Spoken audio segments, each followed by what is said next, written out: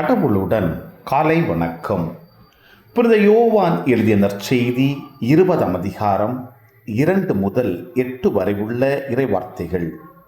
வாரத்தின் முதல் நாளன்று மக்தலா மரியா சீமோன் பேதுருவிடமும் இயேசு தனி அன்பு கொண்டிருந்த மற்ற சீடரிடமும் வந்து, ஆண்டவரை கல்லறையிலிருந்து யாரோ எடுத்து கொண்டு போய்விட்டனர், அவரை எங்கே வைத்தனரோ எங்களுக்கு தெரியவில்லை என்றார்.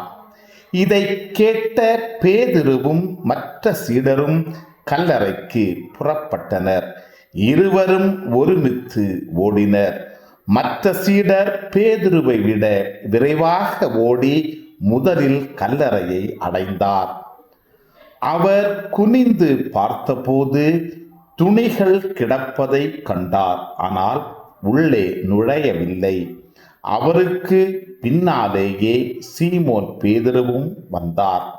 நேரே அவர் கல்லறைக்குள் நுழைந்தார். அங்கு துணிகளையும் இயேசுவின் தலையை மூடியிருந்த துண்டையும் கண்டார்.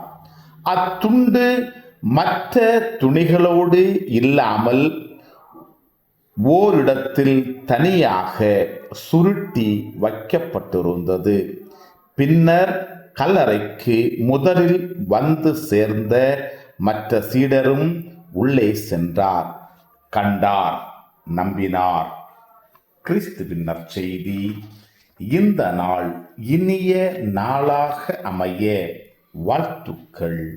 பல பல பல புதுமைகள், பெருமைகள், இனிமைகள் இறங்கிய நல்ல நாள், ஒரு நல்ல நாள், நம் தேவன் தந்த நாள். இது நல்ல நாள், ஒரு நல்ல நாள், நம் தேவன்